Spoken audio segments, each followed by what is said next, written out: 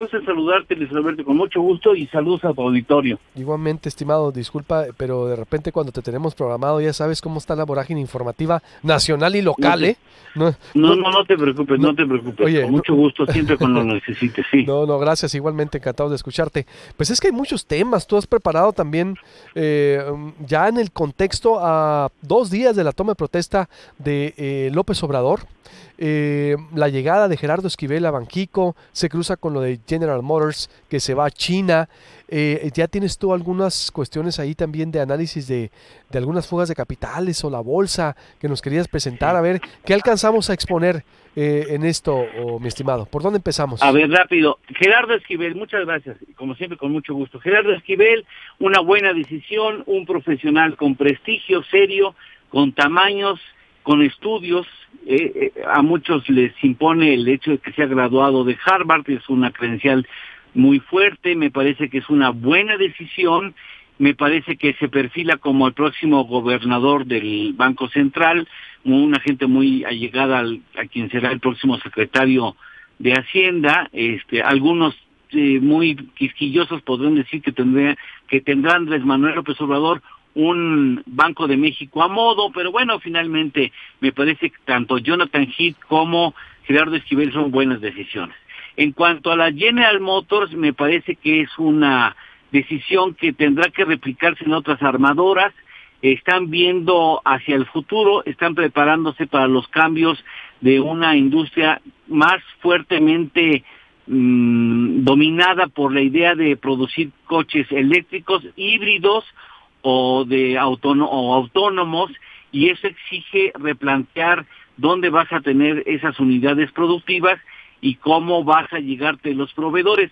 Para México es importante porque nuestro país juega un papel relevante junto con Canadá y Estados Unidos en el clúster automotriz que lleva más de 35 años preparándose, que impacta a 24 estados, tan solo en el Bajío el 30%, que tiene una industria tan solo de autopartes, que recibió entre el 2000 y 2017 más de 60,000 millones de dólares en inversión extranjera directa, y que tiene que jugar un papel muy relevante en esta industria como parte de un clúster trilateral, lo entienda o no el señor Trump. Eso es lo que tenemos entre Canadá, Estados Unidos y México. Y entonces, si la General Motors va a cerrar 5 plantas o 4 o 3, pues abrirá otras o fortalecerá las que ya tiene, y lo más seguro es que no deje de apoyarse en proveedores, y en ese sentido el proveedor nacional es muy importante. Hay casi de 1 millón de empleos vinculados a la producción de autopartes, y me parece que aquí de lo que se trata es de sacarle ventaja a un proceso de cambio. Te doy solamente un dato para tratar de ir a los saldos con el que inicia el gobierno de Andrés Manuel López Obrador, que es un asunto importante. Mira, un automóvil convencional tiene en promedio 1,000 metros de cables, 1,000 metros de cables hoy en día.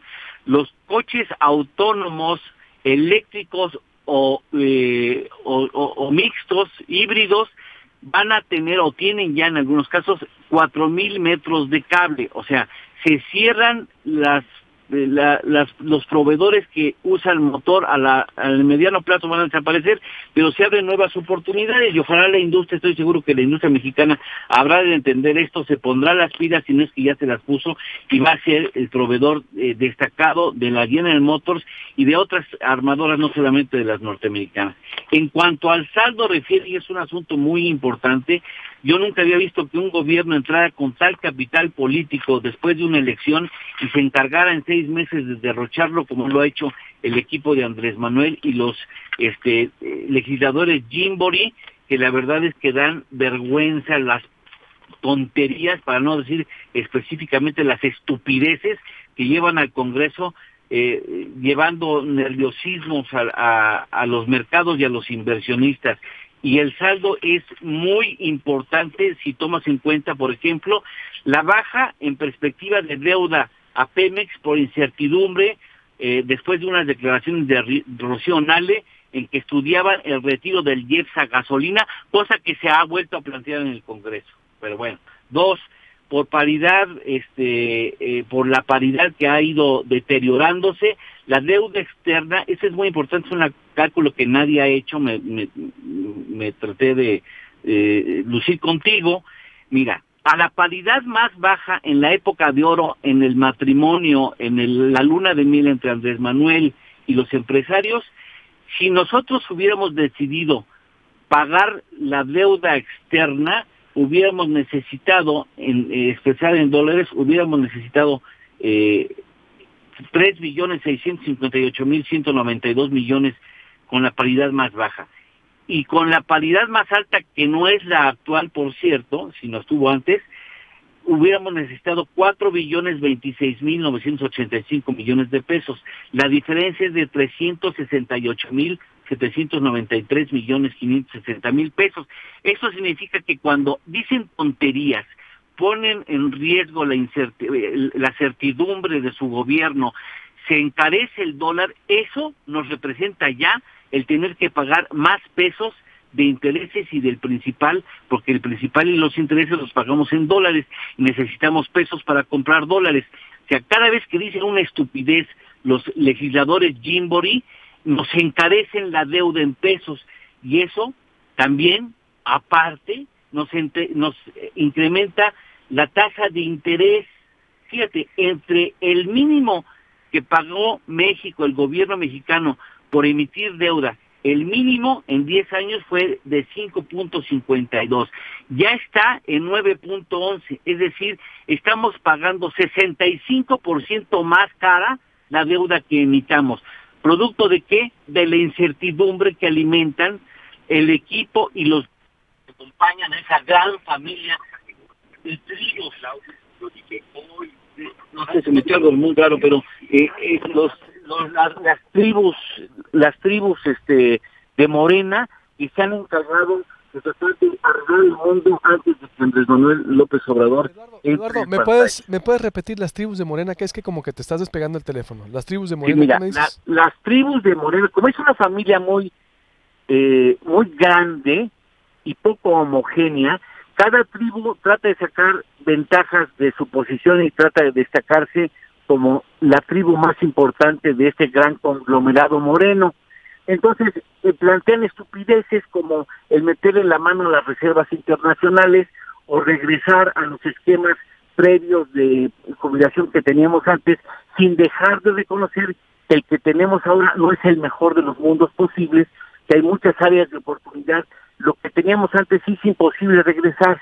Entonces, siguen haciendo tonterías y eso genera incertidumbre y eso tiene un reflejo en tasas de interés de la deuda del gobierno mexicano, prestigio del gobierno mexicano, elevan la paridad cambiaria y eso tiene un trastorno a muchas partes de la economía. La más sencilla, nosotros somos dependientes de compra de gasolinas y de carburantes, de gas y de gas natural y de gasolina. La Premium en el 91% la importamos.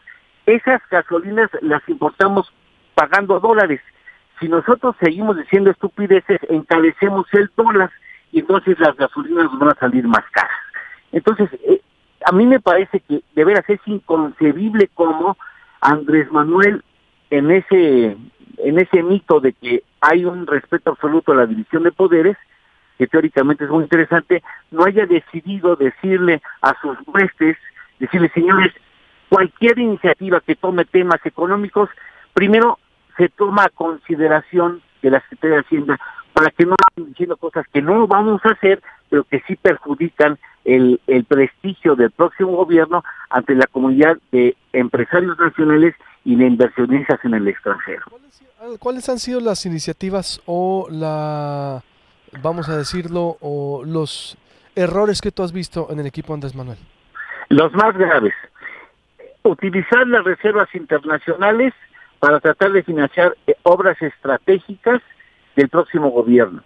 No, hombre, hacemos eso y a la vuelta de la esquina tenemos la pérdida de grado de inversión, y eso no tiene la menor idea esos legisladores lo que nacionales para obras. Sí, bueno, para obras. Que fue presentación de iniciativa, ¿no? Es una del Partido del Trabajo, sí. Uh-huh. Otra, el hecho de volver al esquema de pensiones que teníamos antes de las AFORES. Sí, que las AFORES las administra el gobierno, ¿verdad? Es la iniciativa. Sí, las administran privados, sí, que tienen fondos de inversión en donde están metidos ahí. Entonces ellos pretendían que se hiciera ahora un fondo, otra vez como estaba eso, un solo fondo, y que nada más se podía invertir en determinadas obras y no se podía invertir en acciones. Son absoluto desconocimiento de cómo opera el mercado, por ejemplo, es otra de las cosas. El tropiezo que a mí me sigue pareciendo más grande es suspender la obra del Aeropuerto Internacional de la Ciudad de México, lo que automáticamente da la espalda a tener un gran hub que estaría considerado en uno de los 3 o 5 primeros y mejores aeropuertos en el mundo. Ahora le estás dando el juego a hubs que están posiblemente en Atlanta en lugar de volar a México. Entonces a lo mejor tendrás que volar a Atlanta y entonces Atlanta distribuye las cosas. Esa es otra de las cosas que a mí me parece fundamental. El hecho de haberse elegido a Santa Lucía cuando ni siquiera tiene esa sede, un dictamen técnico sobre su viabilidad. Cuestionado lo del tren Maya, lo paso por alto, y me parece que con esas que te planteo son de las más importantes iniciativas que a mí me parece que han hecho mucho daño. También las cuestiones de las mineras, por ejemplo, que ha puesto muy nerviosos a los mineros. O sea, se han dedicado a socavar la confianza que necesita, nos guste o no nos guste, el inversionista extranjero en la sede mexicana. Nada más te digo una cosa, ojalá eso no suceda. Si nos ganamos una pérdida en el grado de inversión, Luis Alberto, este país va a ser otro, con muy malas perspectivas de recuperarse en el corto plazo. O sea, automáticamente se dispara el dólar de manera muy importante, salen los capitales que hoy están invertidos y que estarían prohibidos a seguir invertidos en México si México no tiene el grado de inversión. No nos gustan las reglas del juego, pues entonces ni modo, porque esas son las reglas del juego de una economía abierta. México es una economía más abierta que la de Estados Unidos. Aquí hay reglas del juego. Si no nos gusta, pues qué pena, porque ya estamos insertos en esas ligas, y esas ligas son muy estrictas en algunos casos. Y yo creo que no podemos jugar con la credibilidad de este país, porque las futuras generaciones no lo merecen, Luis Alberto. Estos 4 puntos, utilizar reservas nacionales para obras, administrar las AFORES del gobierno, suspender el aeropuerto y la ley de minas, han generado una pérdida o una inestabilidad, dices tú, en los mercados. ¿A eso te refieres? Sí, exactamente. La gente no sabe a qué atenerse. Los inversionistas. Los inversionistas son muy reacios al riesgo, acostumbran salirse de las plazas que representan posibilidad de pérdida. Así son de timoratos, así son de miedosos aquí en China, en Estados Unidos, en Alemania, en Japón, en Asia, en fin. Así es su naturaleza. Ven riesgo y se largan. Y no después sí que se queden. Ellos vienen por la utilidad. Ellos cascan su dinero. Cuando el dinero les deja de dar dinero, se van a otras plazas se van a Brasil, donde está un teórico de derecha, un gobernante de ultraderecha, en donde seguramente no les van a salir afectados. Tan ha sido afectado el prestigio y la certidumbre del próximo gobierno, que ya salió el presidente electo a decir que no va a hacer tonterías, que va a respetar a los inversionistas, que no les va a afectar sus intereses. Pero a ver, yo te entiendo que el análisis que me estás haciendo, Eduardo Torreblanca, pero se trata también de no moverle ni una coma al sistema financiero, de no proponer, por ejemplo, que una mina que esté incumpliendo se le retire la concesión que nunca han pasado, por ejemplo ahí, una obra del aeropuerto que, como dice, ciertamente de primer nivel, pero con una estructura también muy cuestionada, cimentada. Se trata también de no moverle ningún ápice al mercado, digo, porque o siempre te tiene que quedar bien con los inversionistas y la bolsa, que pues no han generado mucho, más ricos a los más ricos, ¿no? Es decir, digo, haciendo el contraste y el balance, Eduardo Torreblanca. Sí. Mira, por su carácter disruptivo, nadie pudiera pensar que Andrés Manuel iba a ser ortodoxo. Pero hay formas de hacer las cosas. Por ejemplo, lo de las comisiones bancarias.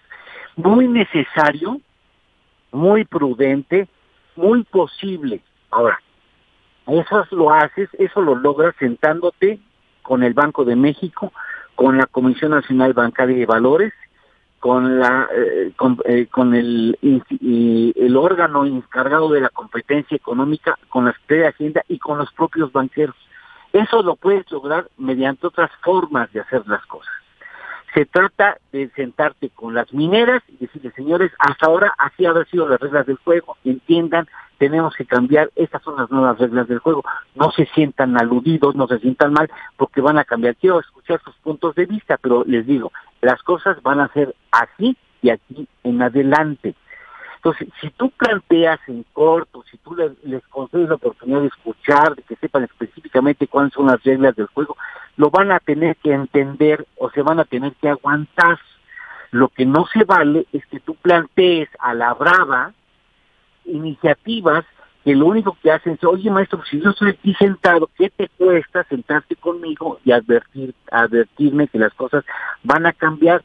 Se trata de cambiar precisamente, de hacer las cosas de una manera distinta para obtener resultados distintos, Luis Alberto, pero la manera en que han querido hacerlo me parece que es muy torpe. Muy bien. Pues conclusión, Eduardo, porque ¿cuál sería, porque vamos a una toma de protesta el sábado, va a haber mucha pues materia de dónde están analizando las decisiones. Para concluir, ¿tú qué recomendarías, por ejemplo, si fueras asesor de la Cuarta Transformación? Yo le hubiera dicho a Andrés Manuel desde hace 6 meses, plantea en 3 meses un gran pacto nacional en favor del futuro del país y 3 días antes de que tomas posesión anuncias una especie de pacto de la Moncloa de unidad nacional y de trabajo con todos los sectores, con reglas claras que se establezcan un decálogo de las cosas que tú nos vas a permitir como gobierno en beneficio del futuro del país.